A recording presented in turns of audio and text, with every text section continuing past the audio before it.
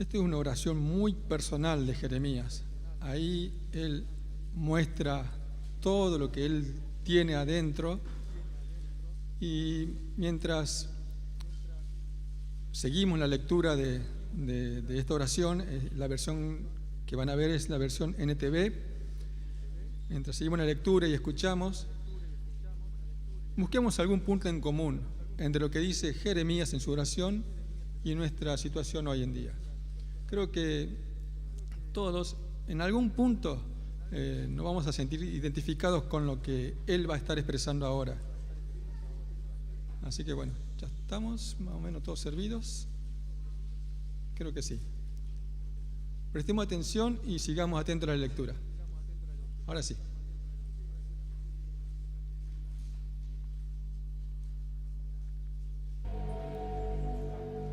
Oh Señor, me engañaste y yo me dejé engañar.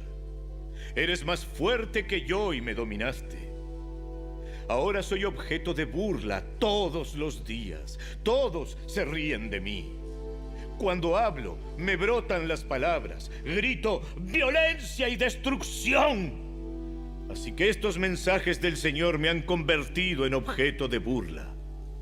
Sin embargo, si digo que nunca mencionaré al Señor o que nunca más hablaré en su nombre, su palabra arde en mi corazón como fuego. Es como fuego en mis huesos. Estoy agotado tratando de contenerla. No puedo hacerlo. He oído los muchos rumores acerca de mí. Me llaman el hombre que vive aterrorizado. Me amenazan diciendo, si dices algo, te denunciaremos. Aún mis viejos amigos me vigilan, esperando que cometa algún error fatal. Caerá en su propia trampa, dicen. Entonces nos vengaremos de él. No obstante, el Señor está a mi lado como un gran guerrero. Ante él, mis perseguidores caerán. No pueden derrotarme. Fracasarán y serán totalmente humillados. Nunca se olvidará su deshonra. Oh, Señor de los ejércitos celestiales, tú pruebas a los justos y examinas los secretos y los pensamientos más profundos. Permíteme ver tu venganza contra ellos, porque a ti he encomendado mi causa. Canten al Señor, alaben al Señor, pues al pobre y al necesitado los ha rescatado de sus opresores. Sin embargo, maldigo el día en que nací. Que nadie celebre el día de mi nacimiento. Maldigo al mensajero que le dijo a mi padre, buenas noticias, es un varón. Que lo destruyan como a las ciudades de la antigüedad que el Señor derribó sin misericordia. Asústenlo todo el día con gritos de batalla, porque no me mató al nacer. Oh, si tan solo hubiera muerto en el vientre de mi madre, si su cuerpo hubiera sido mi tumba, ¿por qué habré nacido? Mi vida entera se ha llenado de dificultades, de dolor y de vergüenza.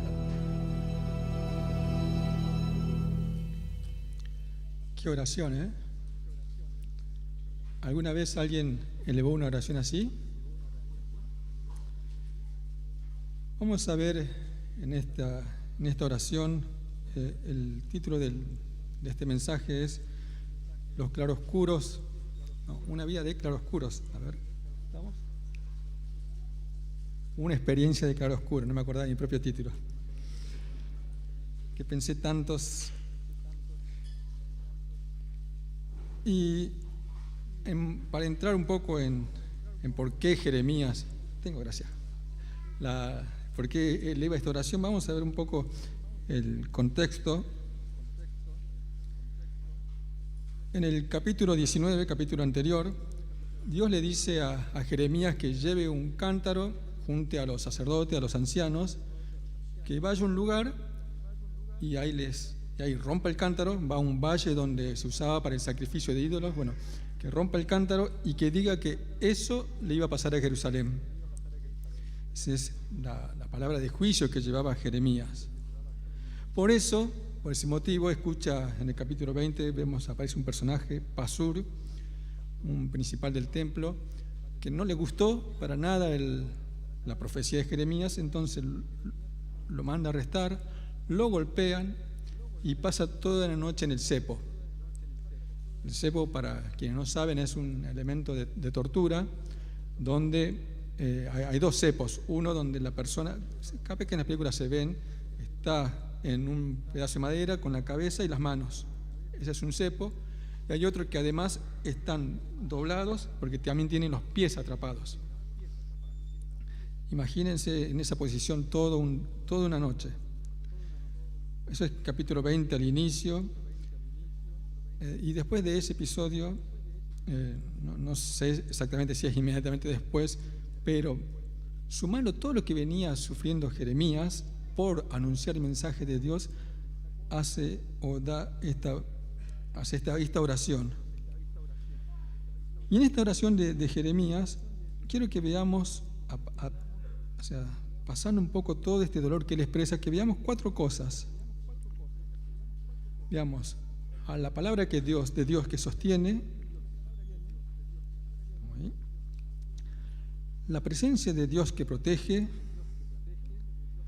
el cuidado de Dios que invita a alabar y un silencio de Dios que permite el desahogo.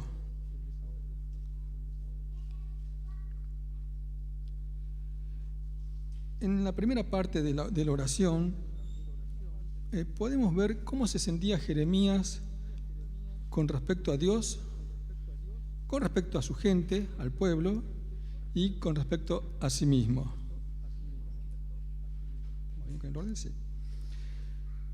Después del episodio con Pasur, y sumado a todo lo que él venía sufriendo, Jeremías eleva esta oración de lamentos, donde expresa todas sus emociones.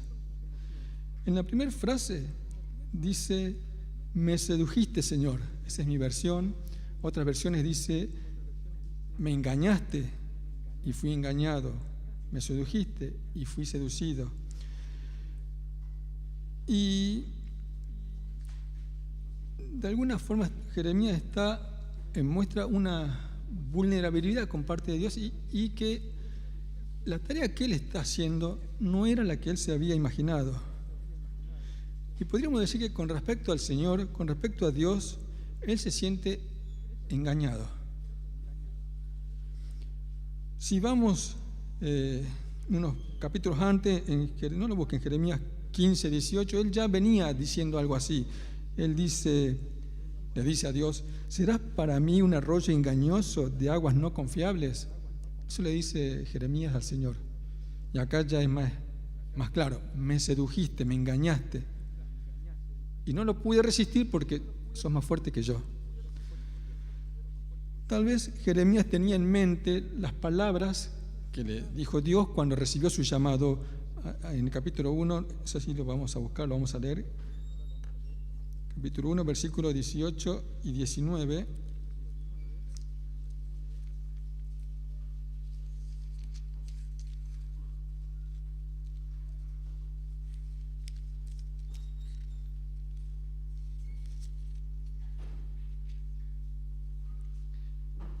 Dios le dice a Jeremías: hoy te he puesto como ciudad fortificada, como columna de hierro y muro de bronce contra todo el país, contra los reyes de Judá, contra sus autoridades y sus sacerdotes.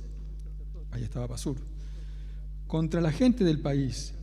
Pelearán contra ti, pero no podrán vencerte, porque yo estoy contigo para librarte, afirma el Señor.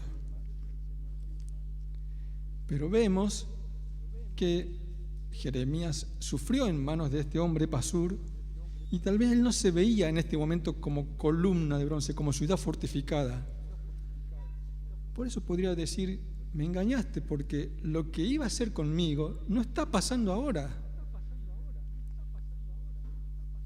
Yo iba a resistir todo y no estoy resistiendo. Me está pasando de todo. Una situación muy difícil estaba sufriendo Jeremías y por eso él sentía que había sido engañado por Dios. Además, su mensaje no era un mensaje que la gente quería escuchar, era un mensaje de juicio. Las veces que él iba a hablar, iba y llevaba el juicio de parte de Dios para los pueblos de Israel y Judá si no se arrepentían. Y eran juicios terribles. Iba a venir de Babilonia, o sea, iba a venir un pueblo pagano a ser instrumento de Dios para llevar a cabo este juicio. Y la gente no quería escuchar eso. Con respecto a los suyos, él se sentía un objeto de burla. Él lo dice, todo el mundo se burla de mí, se ríen. Y se ríen justamente por causa del mensaje que estabas dando. No lo leímos, pero si leyeran la respuesta o lo que le dice Jeremías a Pasur cuando es liberado del cepo, le dice que Dios le va a cambiar el nombre de Pasur a un nombre, a ver si lo encuentro rápido. En el versículo 3 le dice que el Señor ya no te llamará Pasur, sino terror por todas partes. Bueno, ese es el nombre o el apodo que le pusieron en forma de burla a Jeremías. Yo imagino a Jeremías llegaron a dar un mensaje y la gente diciendo, ahí viene Don Terror, el que habla de los terrores, de las violencias. O sea, se burlaban de Jeremías por sus mensajes que no se estaban cumpliendo. En el capítulo 17, versículos 15, Jeremías dice, no falta quien me pregunte, ¿dónde están las palabras del Señor? Que se cumpla ya. Ni Jeremías ni el pueblo veía que se cumpliera lo que él estaba anunciando. Entonces Jeremías sentía de que por su labor la gente se estaba burlando. Y ante esa situación de sentirse engañado de parte de Dios, sentirse objeto de burla, Jeremías ya no da más. Y con respecto a sí mismo, él ya se sentía agotado. Lo dice con mucha claridad. Desde el inicio él estaba un poco esquivo a esta tarea profética, pero aquí de una forma muy dura, él ya quiere tirar la toalla, o quiso. Él dice que quiso olvidarse de Dios. Versículo 9 dice, no me acordaré más de ti. Quiso ser desobediente. Él dice, sigo en el mismo versículo 9, no hablaré más en su nombre. Y la única tarea que tenía Jeremías era justamente ir y hablar en nombre del Señor. Y él ya no quería hacer eso. O sea, básicamente quería desobedecer deliberadamente a Dios. Y quiso contener la palabra de Dios que estaba en su corazón. Hoy podríamos decir que quiso acallar al Espíritu Santo. No quería saber más nada. Estaba cansado, estaba harto de su tarea. Y quisiera que veamos esta parte del 7 al 10, que tiene un arreglo interesante que también nos enseña algo. Veamos al inicio y al final. Jeremías habla de lo vulnerable que se siente. Dice que se siente engañado por Dios y ve que la gente también lo quiere engañar.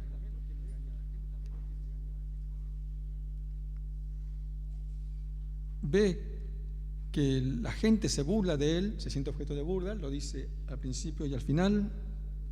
Habla de sus intenciones de no querer cumplir más con su tarea. Pero vean lo que hay en el centro de todas estas expresiones negativas.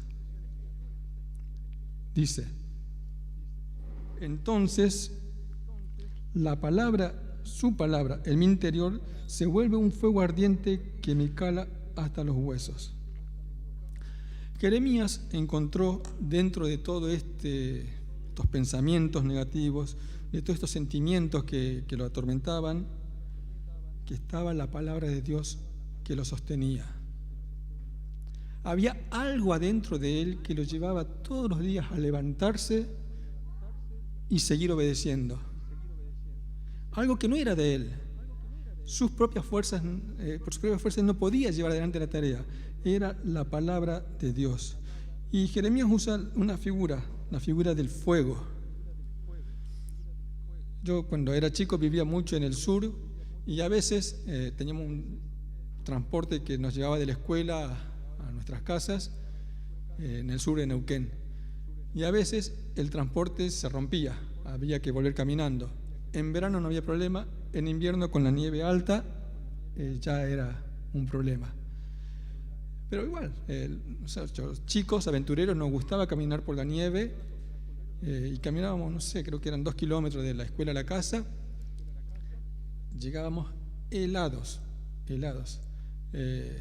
los mocos, estalactitas, con un frío tremendo, las manos rosadas. Y qué lindo llegar y recibir un chocolate caliente que entra y un fuego que empieza como a revivar, empieza a volver el ánimo. Y creo que algo así sentía Jeremías.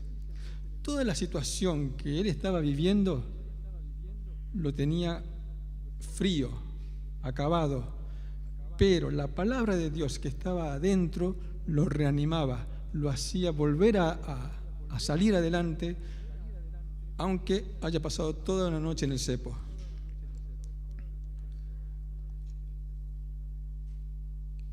Jeremías reconoció que la palabra de Dios lo sostiene. ¿Y qué más pudo ver Jeremías, o qué más dice Jeremías en su oración?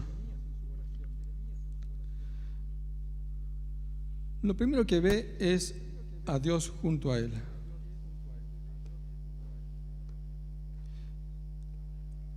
Después de él mirar su situación, Jeremías levanta los ojos al cielo y ve que no está solo. Ve que Dios está con él. Recién leíamos en parte del llamado de Jeremías, volvemos a Jeremías 1.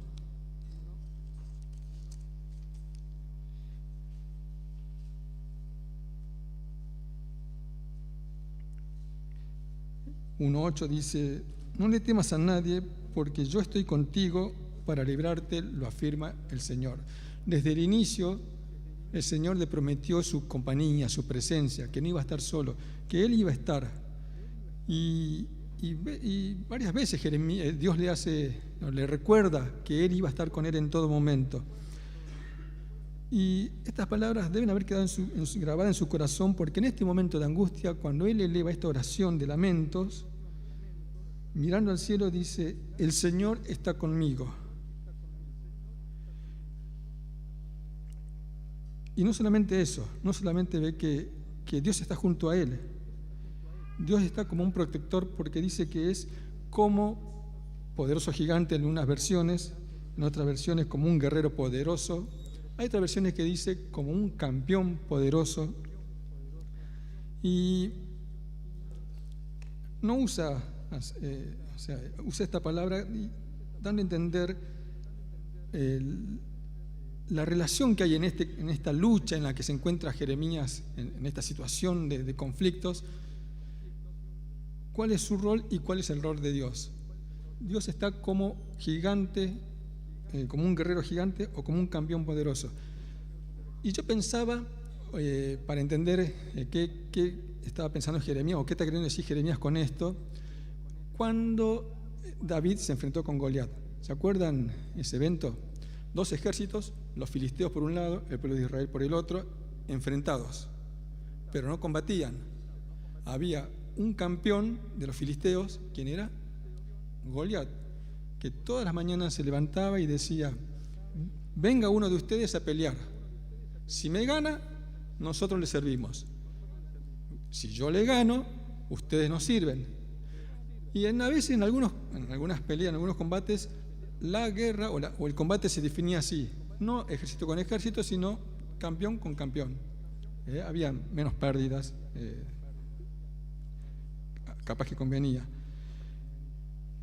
Y acá Jeremías lo ve al Señor con esta figura, como este campeón que él va a pelear toda la batalla. Y si él gana, ya está. Él no tiene que hacer nada. Jeremías no tiene que hacer nada. Así lo ve Jeremías al Señor. También le dice Jehová de los ejércitos. Jehová de los ejércitos, el que tiene autoridad sobre todo, sobre toda la creación. Alguien invencible. Jeremías ve así al Señor. En este momento de dolor ve que su Señor, el que está al lado de él, es alguien que gana las batallas y que ya ganó la batalla y que él no tiene que hacer nada. Y lo tercero, ve que Dios es justo. ¿Estamos bien? Sí. Jeremías sabe que Dios no puede ser engañado y lo dice. Sabe que Dios ve los pensamientos y el corazón de las personas, tanto de él como de todos, el pueblo. Y repite casi las mismas palabras que escuchó de parte de Dios un poco antes, capítulo 17, versículo 10. Vean lo que dice el Señor. Yo, el Señor, sondeo el corazón y examino los pensamientos para dar a cada uno según sus acciones y según el fruto de sus obras. Y ahora en su oración Jeremías repite lo mismo. Él sabe que el Señor es justo, que Él conoce a cada uno y que paga de acuerdo a las obras de cada uno, y lo único que Él pide es justicia, y confiando en esa justicia le encomienda su causa. Sabe que el Señor iba a ser justo tanto con Él como con todos los que le estaban afligiendo. Entonces en esta oración él ve estas tres cosas de Dios, pero lo más importante es que él reconoce que la presencia de Dios lo protege. Y en medio del dolor, reconociendo que Jeremías, que Dios estuvo siempre con él, explota en alabanza, en una invitación a alabar a Dios. Y en esta invitación Jeremías reconoce que Dios es el Señor. Eso está versículo 13. Él dice: canten al Señor. Dios es el Señor, alguien que merece ser alabado en todo momento. Al principio, la primera canción que cantábamos decía: desde el fondo del mar, del más hondo abismo, ¿qué hacemos? Te alabaré. En cualquier momento, en cualquier situación, nuestro Señor merece ser alabado. ¿Por qué? Porque Él es el Señor. ¿Qué más dice Jeremías en su oración? Que Dios considera al pobre, no lo deja desamparado,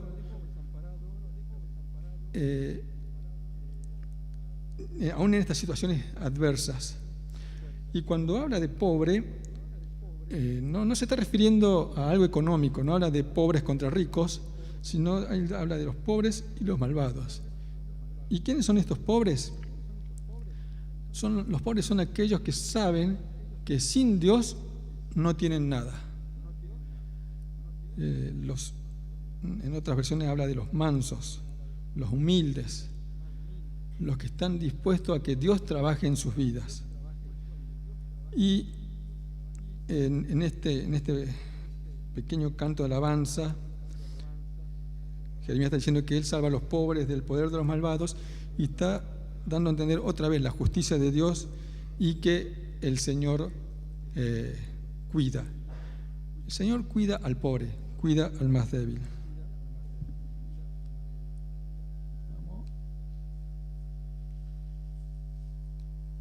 Ahí está. El cuidado de Dios hizo que Jeremías elevara esta alabanza dentro de esta oración, y el cuidado de Dios hace eso con nosotros. Cuando estamos mal, cuando estamos tristes, dolidos, cuando estamos en el más fondo abismo, podemos alabar a Dios. Y esta situación o este momento en que estaba atravesando Jeremías no fue propio de él no fue el único, no fue ni el primero ni el último. muchas otras personas, si seguimos leyendo la palabra, vamos a ver que muchos otros han pasado por situaciones similares. Y quisiera que vayamos a considerar un poquito más acá a los discípulos, que ellos también pasaron por un momento así. Vamos al libro de Juan. No se alcanza a ver ahí. En esa imagen está Jesús con sus discípulos. Después de que salieron del aposento alto, camino al Getsemaní. Y quiero que me acompañen a Juan 16.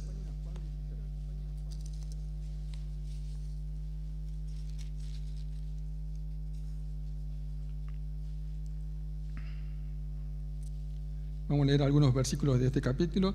Dice en el versículo 1 de Juan 16: todo esto les he dicho para que no flaquee su fe. Los expulsarán de las sinagogas, y hasta viene el día en que cualquiera que los mate pensará que le está prestando un servicio a Dios. Actuarán de este modo porque no nos han conocido ni al Padre ni a mí.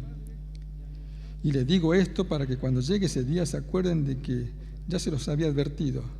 Sin embargo, no les dije esto al principio porque yo estaba con ustedes. Ahí Jesús le está advirtiendo todo lo que le va a pasar. No mucho tiempo después aparece alguien como Saulo que mataba a los cristianos pensando de que servía a Dios de esa forma. Más adelante, versículo 32, dice: miren que la hora viene y ya está aquí, en que ustedes serán dispersados y cada uno se irá a su propia casa y a mí me dejarán solo. Sin embargo, solo no estoy, porque el Padre está conmigo. Yo les he dicho estas cosas para que en mí hallen paz. En este mundo afrontarán aflicciones, pero anímense, yo he vencido al mundo. En la cena comentábamos el estado anímico que podrían tener los discípulos en este momento, después de todos los anuncios que estaba haciendo Jesús. Y mientras iban del aposento alto al huerto de Getsemaní, Jesús seguía trabajando en sus corazones y les sigue tirando estas pálidas. Le dicen: ustedes la van a pasar mal. Y más adelante es claro: van a tener aflicciones, pero anímense, yo he vencido al mundo. El mismo Señor dice que se iba a quedar solo, se iba a encontrar solo, pero Él sabía que solo no estaba porque el Padre estaba con Él. Y les hace recordar a sus discípulos, les recuerda a sus discípulos que Jesús iba a estar con Él también en estos momentos difíciles. Y la advertencia del versículo 33 del capítulo 16 de Juan también es para nosotros hoy. Nosotros hoy vamos a tener aflicciones, tal vez alguno esté en aflicción ahora o haya pasado por alguna aflicción. O sea, hay una realidad en la vida del cristiano. Aflicciones vamos a tener, es una realidad. La otra realidad es que no estamos solos, que Jesús está con nosotros y que Él ya venció esas aflicciones. Tal vez nosotros en esos momentos nos podamos sentir como el profeta, vulnerables, confundidos, con ganas de tirar la toalla. Y está bien sentirse así. Se sintió así Jeremías, los discípulos posiblemente se sentían así. Y es en esos momentos en donde la palabra del Señor, que está grabada en nuestros corazones, nos va a hacer recordar, y el Espíritu Santo también, de que no estamos solos, de que el Señor está con nosotros en esas aflicciones, aún en las más difíciles, aún en la que hace que no veamos a nadie, solamente nosotros solos con nuestra aflicción. Aún en esos momentos la palabra nos va a hacer recordar de que el Señor está con nosotros. Pero volvamos a la oración de Jeremías. ¿Cómo terminó su oración? Esta fue una parte difícil para mí entenderla, tratar de buscar alguna aplicación para nosotros de una oración semejante. Y vemos que de una forma drástica Jeremías pasa de esta explosión de alabanza, de estos claros, a los oscuros. Él expresa todo lo que sentía. Ya venía diciendo antes que se sentía mal, pero aquí abre su corazón y dice o pone delante de Dios todo, sin filtro. ¿Y cómo puede ser que alguien pueda decir que ve que el Señor está con él, que ve que el Señor es como un poderoso gigante, que invite a otros a alabar a Dios, pase a estas palabras me refiero a los versículos del 14 en adelante de capítulo 20. Jeremías maldice el día en que nació. Incluso maldice a un pobre que no tiene nada que ver, que le dijo a los padres: es un varón. Deseó no haber nacido. Una oración muy dura, que podríamos preguntarnos qué hace en la Biblia una oración de ese estilo. ¿Cómo puede ser que un profeta diga estas cosas? ¿Cómo puede ser que un hijo de Dios diga estas cosas o tenga estos pensamientos? Y leyendo algunos comentarios, algunos dicen que esta parte se traspapeló, en realidad venía antes, Jeremías le pone antes y termina con alabanza. Y así cerraría lindo la oración, partir de abajo y terminar arriba. Pero creo que esta oración expresada de esta forma nos muestra la realidad de nosotros mismos. Cuando estamos mal, cuando estamos en situaciones difíciles, nos sentimos mal, tristes, solos, defraudados por Dios, aunque sabemos que Él no defrauda a nadie, pero nos sentimos así, el Señor puede hacernos recordar quién es Él y en un momento de oración con llanto como esta, reconocer que Dios es Dios, incluso alabarle y seguir sintiéndonos mal. Creo que eso nos pasa o no nos pasa. Haber pasado una situación difícil y saber que Dios está conmigo y seguir en esa condición difícil. Jeremías no la careteó, no terminó con alabanza y listo, ya está. Él siguió expresando todo lo que había adentro. ¿Por qué?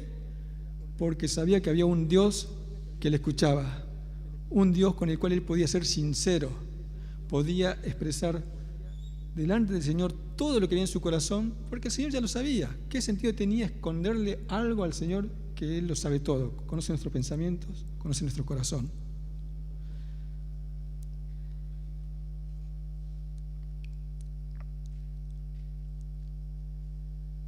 Jeremías pudo comprobar que en este silencio de Dios él pudo desahogarse, pudo derramar su corazón, y el Señor le escuchó sin ningún reproche. Y esta parte de la oración me hace recordar otra oración más. Volvamos nuevamente a Juan. ¿Ubican esa escena? No, Juan no, perdón.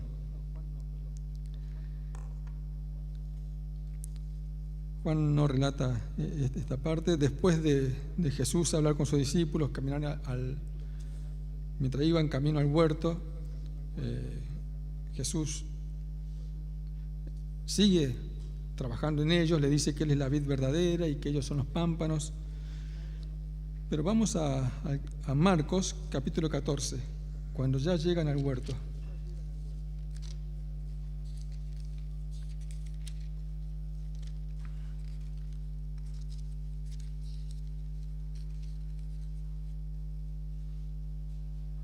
Marcos 14, versículo 32.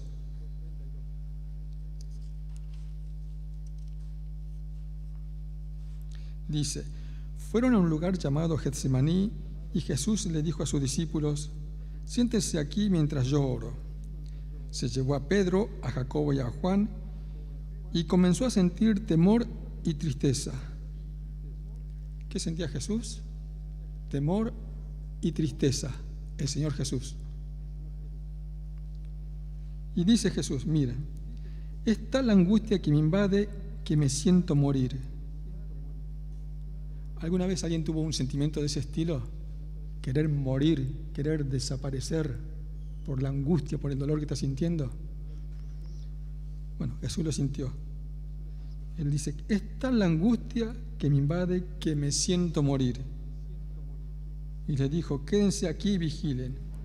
Yendo un poco más allá, se postró en tierra y empezó a orar que, de ser posible, no tuviera él que pasar por aquella hora. Decía, Abba Padre, todo es posible para ti. No me hagas beber este trago amargo, pero no sea lo que yo quiero, sino lo que quieres tú. Y digo que se parece, o yo le encuentro un parecido a la oración de Jeremías, porque ambos expresan lo que había en su corazón. El Señor Jesús le dice que era tal el dolor que venía, era tal el sufrimiento que se venía, que él no lo quería pasar. En su humanidad él dice, es mucho para mí. ¿Hay otra forma? Lo dice el Señor Jesús. Antes él se sentía que se moría por toda la angustia que tenía. Así como Jeremías ya no quería saber más nada de la vida. Él quería volver al inicio y quedarse ahí, en el no nacer.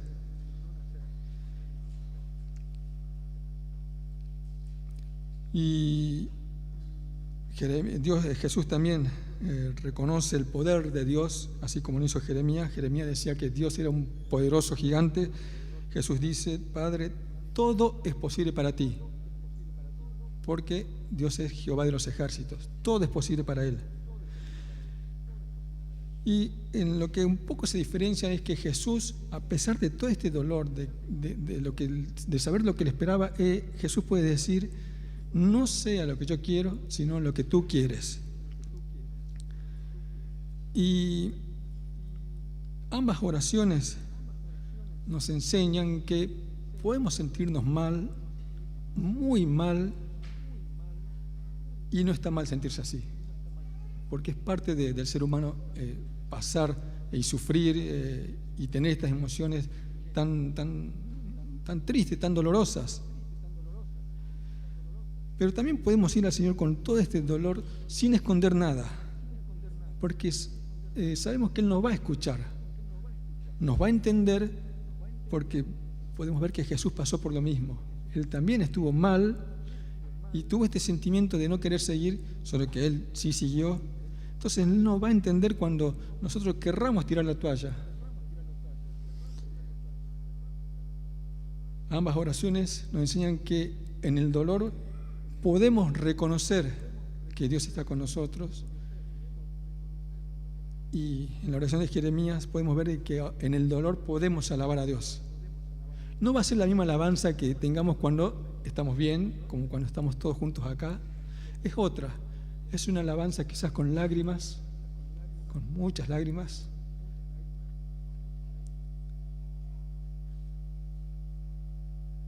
Pero podemos alabar a Dios en el dolor.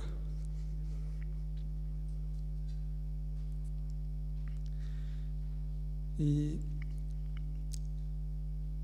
el Señor nos dice que en nuestro diario vivir como cristianos vamos a atravesar estos problemas dolorosos, tal vez algunos injustos.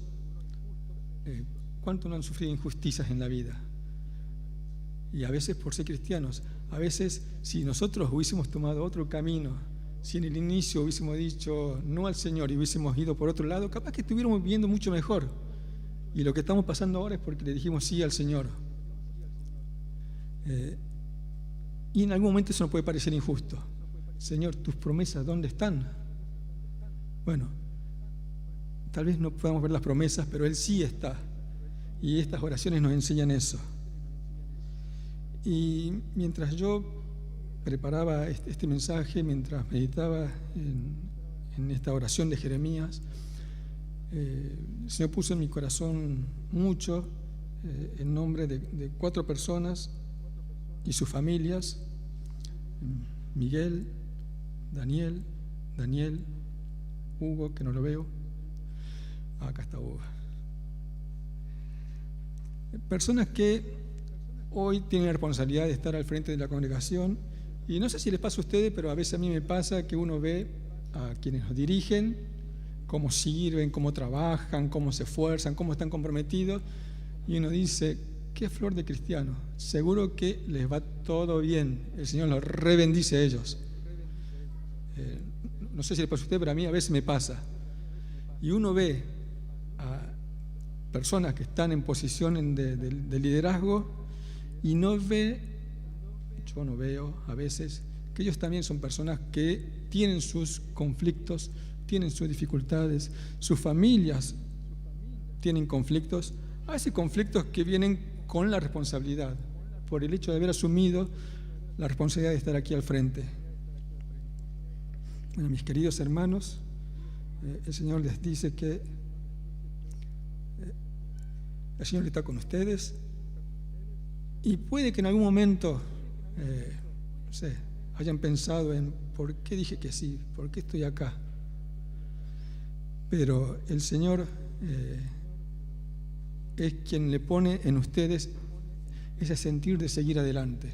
Y nosotros como congregación deberíamos acompañar a nuestros líderes, a nuestros ancianos, a quienes tienen alguna responsabilidad, porque los conflictos nos tiran abajo.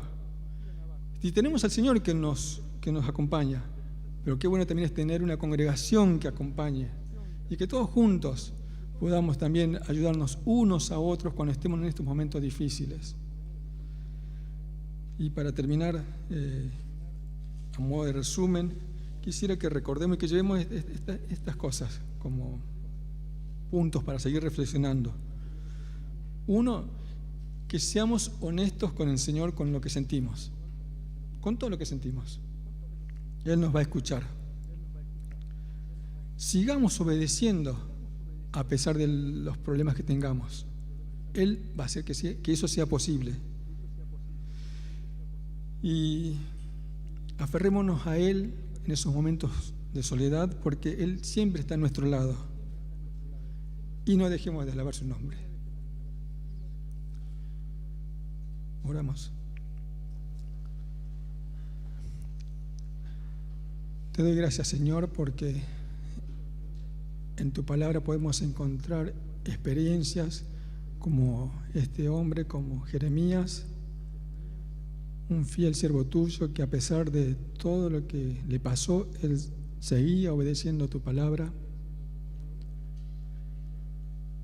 Y pudimos encontrar esta oración donde él desnuda su humanidad, y creo que en algún punto nosotros nos sentimos identificados.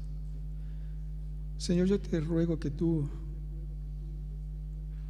mantengas siempre nuestros ojos abiertos para verte cuando estemos en los momentos dolorosos, que no entendamos, cuando estemos sufriendo, para estar aferrado a ti. Y te doy gracias, Señor, porque tú eres fiel y tú nunca nos dejas desamparados. Como decíamos al principio de esta mañana, no nos dejas huérfanos. Gracias, Señor. Y gracias, Señor, porque tú pones en nosotros ese deseo de seguir adelante, de seguir sirviéndote a pesar de todo. Y gracias también porque tú pones en nosotros ese fuego que nos lleva a alabar tu nombre. Aún con lágrimas podemos alabar tu nombre. Gracias, Señor, porque podemos tener esa comunión contigo. Y te ruego que eso sea una realidad en todos mis hermanos. En nombre de tu Hijo Jesús. Amén.